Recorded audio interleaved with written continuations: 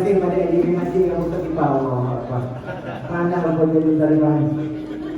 Ya, alhamdulillah kita dah sampai di Muzdalifah dan boleh. Okey.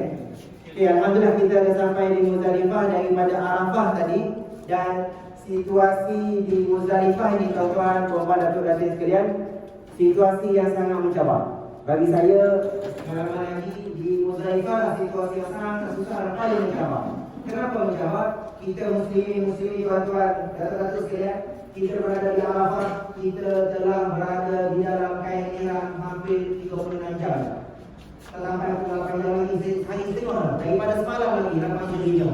Katalah sekarang pukul 8 malam di Muzdalifah. Kita di Arafah semalam, kita dah 36 jam dah pakai kain ihram. Kain ihram kita ni dah kuning, dah coklat dah, bukan kuning lagi, koko dah. Penuh. Kat punggung ni dah penuh dengan tanah.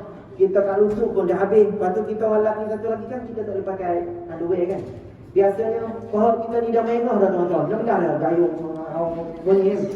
Kita memang tak selesa. Kalau saya lah, saya memang tak selesa sebab tak pakai underwear kan. Jadi kita punya pula besar. Contohnya lah. Contoh minta maaf. Sebab kita tak selesa. Dah 2 hari dah kita pakai kain ihram. Tak pakai kan, kita pakai kain sarung pun, kita pakai kain underwear kan. Bila sampai Muzdalifah ni situasinya kita memang penat. Kita memang tak selesa. Kita memang panas. Dalam situasi 49 darjah Celsius, malam pun dia panas juga tuan-tuan. Bukan kata siang je panas, malam pun udara angin pun panas. Datang angin tu kita ingat angin okey, tapi angin tu kena muka kita panas. Jadi situasi Muzdalifah ni tuan-tuan, kita akan situasi yang sangat mencabar, susah. Okey. Sesat itu saya nak sebut tuan-tuan yang buat pilihan haji yang kata daripada Arafah, pilih package yang pergi terus ke Arafah, pergi terus ke Masjidil Haram. Okey. Tuan-tuan yang buat tamattu', tuan-tuan yang buat ifrad, tuan-tuan yang buat qiran, sama je pergerakan di Arafah. Okey. Selepas Arafah, tuan-tuan akan ada 2 pilihan yang saya sebutkan. Katalah kita yang biasa muassasah, kita akan ada berkursi. Oh, okey Allah. Terima kasih kerana sayang pada saya. Okey, boleh. Okey, suara okey? Nak saya menjerit dulu. Pakai. Okey. Sampai di Arafah kan kita kena dah ada 2 pilihan tadi. Tamattu', ifrad, qiran sama je di Arafah. Cuma pergerakan daripada Arafah ke Muzdalifah, Arafah ke Masjidil Haram, tuan-tuan kena buat decision kesimpulannya, keputusannya sekarang. Nak pergi dengan package apa sahabat kita Alif Travel ke apa? Mana-mana lah dengan travel Alif Travel ke Zahfi ke apa semua tu, tuan-tuan kena buat pilihan. Arafah ke Muzdalifah, muassasah biasa. Ada juga package yang bayar daripada Arafah ke Masjidil Haram. Ingat tak yang kita belajar sebelum ni dalam minggu ke-6 kan, bila sampai malam hari raya kita boleh buat 2 daripada 3. 2 perkara daripada 3 kan. 2 daripada 3 untuk kita bebas 10 daripada larangan ihram pada malam hari raya. Kalau kita tawaf, kita gunting rambut, kita dapat tahlul awal. Ada yang kita melontar jamrah kubra 7 biji, kita gunting rambut, kita tahlul awal. Jadi tuan-tuan yang nak tahlul awal bebas 10 daripada larangan ihram di Mina semasa melontar, ambil muassasah biasa ataupun ambil package-package yang biasanya akan tahlul di Mina.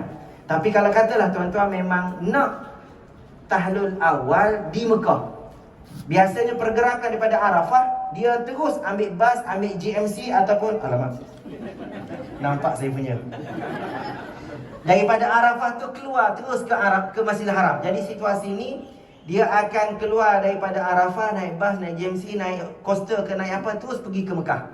Dan bila sampai masa midnight, separuh malam yang kita kira daripada azan maghrib sampai subuh bahagi 2 tu yang kita belajar minggu ni, katalah 11.38. Cukup masa 11.38 kita dah boleh tawaf di Masjidil Haram di Mekah. Kita tawaf dalam keadaan kita pakai kain ihram. Jadi mereka-mereka yang ambil package ini boleh ke?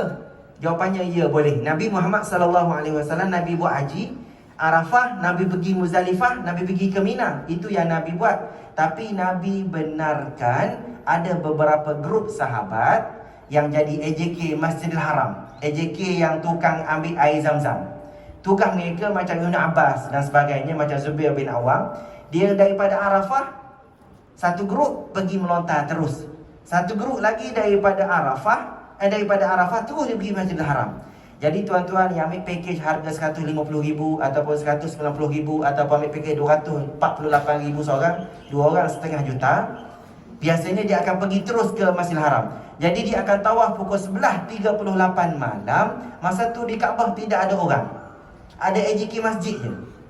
Ada berapa orang? Lebih kurang ada, tak ramailah. Saya tak pernah pergi bertugas yang package tersebut. Cuma ada kawan-kawan yang cerita pukul 11.35 dia dah tunggu dah di Hajar Aswad. Katalah tu Hajar Aswad kan, 11.35 dia tunggu dah. Cukup je 11.38, Bismillah, Allahu Akbar, ibu tawaf. Tawaf pakai kain ihram dan tawaf hanya lebih kurang ada 100 orang, ada 200 orang saja. Jadi dia boleh tawaf dalam keadaan 7 minit untuk 7 pusingan. Ataupun tawaf tu 10 minit saja untuk 7 pusingan. Jadi tidak ada orang. Jadi kalau tuan-tuan yang ambil package tersebut, dia tawaf dalam keadaan orang tak ramai. Sebab semua orang berada di Muzdalifah. Jadi kalau tuan-tuan yang bersedia untuk ikut package tersebut, soalan pertama, ikut sunnah Nabi ke? Ya, Nabi SAW benarkan cara tersebut. Cuma kosnya sekarang ini jadi mahal. Sebab apa? Dia GMC-nya sendiri, coasternya sendiri, basnya special. Sewa bas saja 45,000 sebiji bas hari. Jadi dia mungkin beberapa orang sewa bas pergi tu ke Masjidil Haram. Jadi kita yang normal, kita yang B40, kita T20 ini, setakat kita ni, daripada Arafah kita sampai Muzdalifah. Jadi alhamdulillah sekarang kita telah berada di Muzdalifah. Okey. Katalah tuan-tuan yang grup pertama tadi dia sampai Muzdalifah, dia sembahyang maghrib dulu 3 rakaat, dia solat isyak 4 rakaat. Waktu mabit Muzdalifah ni telah masuk ke? Dah masuk ke belum? Belum lagi. Masa mabit Muzdalifah masuknya bila? Pukul 11.38. 11.38 tu macam mana nak kira? Daripada azan maghrib sampai subuh, kita combinekan berapa jumlah jam bahagi 2. Bukan kata 11.38 lah, dia midnight. Midnight mengikut syariat Islam. Midnightnya bukan pukul 12 malam. Midnightnya adalah bahagi 2 masa daripada maghrib sampai subuh. Kalau yang tahun ni yang kita kira, kita belajar tu 11.38 kan. Tahun lepas 11.42, dia berbeza masa tu. Katalah kita sampai awal, masa mabit belum masuk lagi. Habis nak buat apa Ustaz? Saya dah sembahyang maghrib isyak di Arafah dah. Katalah kita sampai awal di Muzdalifah sebelum pukul 11.38. Apa nak buat? Sampai di sini, benda pertama yang tuan-tuan, puan-puan Datuk Ratin perlu buat apa dia? Cari arah kiblat. Sampai Muzdalifah kita akan berada, ni bumbung tidak ada, kipas tidak ada. Semua je di tengah padang pasir. Dia akan letak satu pagar macam ni dalam kawasan masjid ni. Lebih kurang tak besar lah, 1 km persegi, ada 2,500 orang jemaah. Jadi bas kita yang akan turunkan kita di Muzdalifah ini, bas daripada Arafah tadi, katalah pintu pagar sana. Sampai pintu pagar sana, pada pasir ni, penuh dengan pasir. Tidak ada rumput, tidak ada apa-apa pun. Kita turun bas di sana, kita kena angkat beg yang banyak kita bawa ni, dan kita kena duduk di atas kapet ataupun atas tikar ataupun atas canvas yang telah mereka sediakan. Bas pertama, tikar pertama, bas kedua, kapet kedua, bas ketiga, kanvas ketiga, sebagainya lah disusun. Dan pintu pagarnya tuan-tuan, pintu pagar berbeza. Kita turun daripada Arafah, pintu pagar sana, kita akan naik bas daripada Muzdalifah ke Mina, pintu pagar belah sini pula, jauh. Jarak tu lebih kurang 200 meter. Lebih kurang ada 200 meter ke 300 meter tuan-tuan. Pada pasir. Jadi mudahnya kita dah lah penat. Kita orang lelaki dah lah penat. Kita kan pakai kain ihram je. Nak jalan kuat pun takut tercabut macam tadi kan. Pastikan segala beg kita yang kita bawa turun di sana, jangan tinggal di pintu pagar sana. Ambil beg tu, bawa pergi sini. Dan tambah-tambah kalau tuan-tuan perempuan yang bawa mat ataupun mak mentua yang guna kursi roda, nak tolak kursi roda atas pasir berbatu. Dan kalau katalah tuan-tuan bawa kursi roda yang bateri tu kan, yang bateri pun payah nak jalan atas pasir. Setakat pengalaman saya ni memang kita kena angkat kursi roda tu. Sebab dia payah, bukan jalan tar, atas pasir. Jadi situasi sangat mencabar, susah. Dan kita sampai masa ni, katalah bas kita, bas yang kedua terakhir, pukul 10 malam baru kita sampai Muzdalifah. 10 malam kita dah tidur dah. Sekejap di Arafah tadi, kita dalam keadaan mamai-mamai, kita dalam keadaan pening-pening. Malam dah tidak ada makanan. Kita sampai penat, kita sampai dalam keadaan tak selesa, kita sampai dalam keadaan kopi pun tak boleh minum, ubat pun terlupa nak makan tadi. last kali kita sampai emosi kita tak stabil. Bila emosi tak stabil, benda pertama yang nak suruh kita stabilize balik kita punya hormon dan sebagainya ni, masuk cari kiblat, ambil wudu, semayang dulu. Kalau kata kita mengantuk, cari tempat, cari arah kiblat, tidur terus. Pertama, macam mana nak cari arah kiblat? Kita di padang pasir. Tuan-tuan, puan-puan, datuk-datuk sekalian, di kawasan Muzdalifah ni memang dia ada billboard besar. Macam billboard besar kita tu, dia buat ittijahul kiblat, arah kiblat. Jadi, tuan-tuan, benda pertama selepas angkat beg daripada pintu pagar jauh tadi, cari arah kiblat dulu. Ambil sejadah kita, bentang arah kiblat. Kalau mengantuk, tidur dulu. Baring, tak ada masalah, tidur dulu. Sebab kita tak sampai lagi masa mabit. Masa mabit sebelah 38 kan. Baring, tidur, rehat dulu. Dan dalam keadaan kita tidak ada makanan, tidak ada air, tidak ada apa, bekalan makanan yang tuan-tuan, puan-puan, datuk-datuk bawa daripada Arafah tadi lah boleh buka. Bukalah biskut ataupun buka je termos air panas kita. Kita ada buat air kopi dah siap-siap tadi. Buat air kopi di Arafah, ambil air panas sana untuk kita minum di Muzdalifah. Jadi bukalah bekalan kita biskut ke, kita punya bar, kita coklat bar ke apa-apalah yang kita bawa dan sebagainya. Boleh makan buah apple ke, buah apa pisang ke semasa kita bangun selepas kita tidur tadi. Katalah selesai kita tidur, selepas kita rehat dan sebagainya, pergi toilet, ambil wuduk, buang qada hajat dan sebagainya. Kalau katalah tuan-tuan, kita orang lelaki lah, rasa tak selesa, masuk toilet. Kalau orang tak ramai, mandi dulu. Kita kan orang Malaysia suka mandi kan? Mandi je, jangan risau. Cuma situasi di Muzdalifah ni, air dia panas. Mandi je air panas, tak ada masalah, free. Cuma kalau muslimat lah tak selesa, muslimah kita nak mandi, boleh cari toilet yang ada dia ada toilet baru kan, toilet besar tu. Dia toilet banyak dan kadang dia berbatu dengan bukit. Tapi memang banyak toilet dia. Banyak toilet. Cari toilet, kalau muslimah nak mandi boleh. Cari toilet, sekarang ni ada toilet yang 2 tingkat. Bawah atas. Yang toilet tu ada, kadang-kadang ada aircon, kadang-kadang ada kipas. Jadi selesa. Ramai orang luar dia tidur dalam toilet tu terus. Memang toilet lah tempat yang paling selesa di Muzdalifah. Sebab dia ada kipas, ada apa kan. Tapi kita orang Malaysia tak sesuai ikut tidur toilet kan. Kita buat perangai kita kan. Jadi masuk toilet, kalau nak mandi, pilihlah toilet tu mandi.